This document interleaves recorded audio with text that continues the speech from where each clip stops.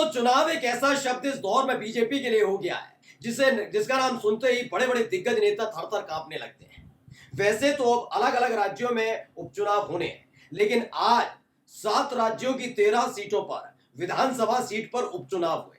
आज इन 13 सीटों की तस्वीर दिखाने जा रहा हूं कि इन तस्वीरों को देखकर आप समझ जाएंगे कि आगे होने क्या जा रहा है। जी हाँ, इन 13 सीटों पर हुए उपचुनाव के सबसे सटीक सर्वे में आपको दिखाने जा रहा हूं कि 13 सीटों में से कितनी बीजेपी के खाते में जा रही हैं और कितनी ऐसी सीटें हैं जो सीधे सीधे इंडिया गठबंधन के खाते में जा रही हैं। मैं अपने इस पूरे वीडियो की शुरुआत करूंगा, लेकिन पहले ही आपको बता देता हूं कि भारतीय जनता पार्टी को इस बार बड़ा तगड़ा झटका लगा है। यह झटका इसलिए बहुत महत्वपूर्ण है क्योंकि इन राज्यों में, जिन राज्यों में चुनाव हुआ है, उसमें से ज्यादातर राज्यों में बीजेपी की सरकार है। उसके होने के बावजूद भी देखिए, पहले ही दौर में बीजेपी को नकार दिया गया है। अब इस दौर में अगर किसी राज्य में चुनाव हो जाए तो बीजेपी के हालात क्या होंगे, हमारा ये सर्वे, हमारा ये ओपिनियन पोल आपको दिखाने जा रहा है। नमस्कार, मैं हूं प्राज्वल गौतम और आप देख रहे हैं टाइम्स एक्सप्रेस। सबसे पहले मैं आपको बता दूं कि बंगाल में, बिहार में, पंजाब में, इसके साथ साथ कई और राज्य भी हैं जहां पर चुनाव हुआ, जिसमें हिमाचल प्रदेश भी है, जिसमें उत्तराखंड भी है। इन राज्यों में भी चुनाव हुए, उपचुनाव हुए। कुल मिलाकर 13 सीटें थी। पहले पढ़िए, हिंदुस्तान की खबर है। बंगाल, बिहार और पंजाब समेत 7 राज्यों की 13 सीटों पर उपचुनाव। आज फिर दिखेगी एनडीए और इंडिया में टक्कर। यह खबर सबने छापी थी कि इस तरीके से होने जा रहा है। और कौन कौन सी वो सीटें हैं, पहले उन सीटों को जरा सिलसिलेवार तरीके से आप देख लीजिए। जिन विधानसभा सीटों पर उपचुनाव हो रहा है, में रायगंज, राणाघाट, बागदा, मानिका ताल, ये पश्चिम बंगाल की है। यानी पश्चिम बंगाल की 4 सीटों पर उपचुनाव हुआ, जिसमें से रायगंज की बात करें, राणाघाट दक्षिण की बात करें और बागदा की बात करें तो ये तीनों सीटें बीजेपी के कब्जे वाली सीटें हैं। लेकिन जो अभी ताजा लोकसभा चुनाव का नतीजा आया है, उसी ने बेड़ा गर्क करा दिया। पूरी उम्मीद थी बीजेपी को कि इस बार पश्चिम बंगाल में जबरदस्त आंधी देखने को मिलेगी। देखा था, बड़े बड़े बातें कर रही थी, ये हो जाएगा, वो हो जाएगा। हुआ क्या? 29 सीटें तृणमूल कांग्रेस ने जीती, अकेली 29 सीटें। और यहां हालत क्या है, इन तीनों सीटों के बारे में बता दूं। रायगंज, राणाघाट, दक्षिण और बागदा, ये तीनों सीटें टीएमसी के खाते में जा रही हैं। मैं कांग्रेस का जिक्र नहीं कर रहा हूं, टीएमसी का जिक्र कर रहा हूं। इसके साथ साथ मानिक ताल जो टीएमसी के विधायक थे, उनकी वजह से खाली हुई और ये सीट भी टीएमसी के खाते में जा रही है। यानी भावनात्मक रूप से लोग जुड़े हुए हैं। यानी चारों की चारों सीटें पश्चिम बंगाल की किसके खाते में जा रही हैं? ये जा रही हैं टीएमसी के खाते में, यानी इंडिया गठबंधन के खाते में। अब उत्तराखंड की सीट पर आ जाइए, बद्रीनाथ और मंगलौर सीट। मैं मंगलौर सीट का सबसे पहला जिक्र करूंगा। वैसे देखा जाए तो यहाँ पर बीएसपी के विधायक हुआ करते थे, लेकिन हाल ही में कुछ ऐसी घटना घटी, उसके बाद ये इस पर चुनाव हुआ है। बद्रीनाथ का जिक्र मैं अगर करूं तो बद्रीनाथ सीट पर इस बार कांग्रेस बड़ी मजबूत नजर आई है। जो वोटिंग का परसेंटेज नजर आया, इसके साथ साथ जो मुद्दे उठाए गए, उसमें ज्यादातर वोटर्स ने बद्रीनाथ में विकास के तौर पर अगर देखा तो वो कांग्रेस को देखा। याद किया कि कांग्रेस का जब मुख्यमंत्री हुआ करते थे हरीश रावत, उस वक्त केदारनाथ और बद्रीनाथ का आपको याद होगा क्या कुछ हुआ था और उसके बाद कितना तेज रफ्तार से काम हुआ था। लेकिन इन सब के बीच लगातार उत्तराखंड से खबरें आ रही हैं, बद्रीनाथ में कोई विकास का काम बढ़िया तरीके से नहीं किया गया। हाँ, मोदी जी जाते हैं तो जोर शोर के साथ तमाम सुख सुविधाओं को दिखाने की कोशिश मोदी मीडिया करती है, लेकिन बद्रीनाथ की जनता इस बात को नाराज थी।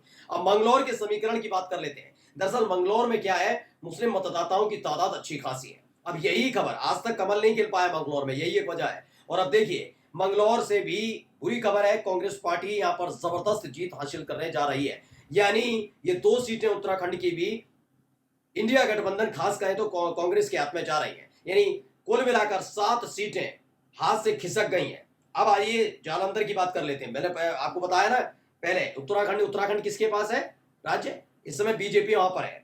अब आइए पंजाब का जिक्र करते हैं, जहां पर जालंधर पश्चिम सीट पर, विधानसभा सीट पर उपचुनाव हुआ। इस उपचुनाव में वही हाल हुआ जो लोकसभा में हुआ, वहां भी खाता नहीं खुला और बताया जा रहा है कि यहां पर भी खाता नहीं खुलने जा रहा है। लेकिन एक तगड़ा झटका यहां पर है, क्योंकि यहां टक्कर जो सीधे सीधे, बीजेपी आउट हो गई है पूरी तरीके से, लेकिन आम आदमी पार्टी और कांग्रेस के बीच सीधी टक्कर देखने को मिल रही है।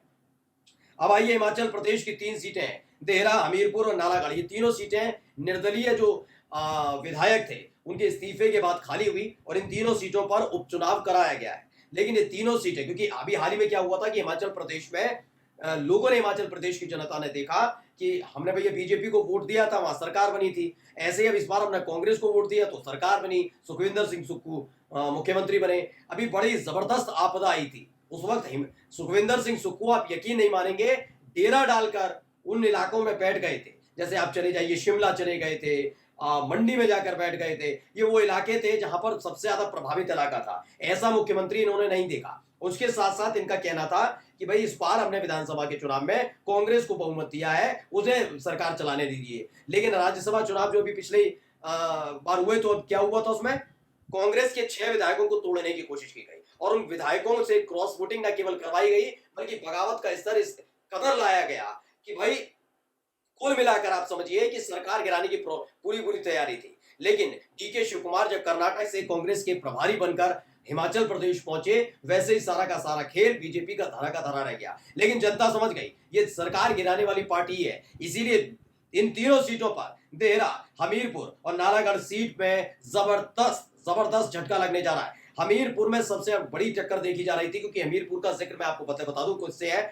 अनुराग ठाकुर से है। जी हाँ, अनुराग ठाकुर मोदी सरकार में मंत्री, उन पर जिम्मेदारी थी कि अपना क्षेत्र जितवाइए उपचुनाव में। लेकिन हमीरपुर को लेकर खबर, बहुत बुरी खबर है। खबर यह कि इस बार हमीरपुर में कमल नहीं खेलने जा रहा है, यानी 3 सीटों पर भी यही स्थिति है। बिहार के रुपौली की भी बात कर लेता हूं। बीमा भारती को आपको मालूम होगा कि जनता दल यूनाइटेड की विधायक हुआ करती थी, और जब सरकार बदली गई थी उस वक्त बीमा भारती थी अकेली जो फ्लू टेस्ट में नहीं पहुंची थी। उनके साथ क्या कुछ हुआ, उनके पति के साथ, उनके बेटे के साथ किया गया, सबने देखा।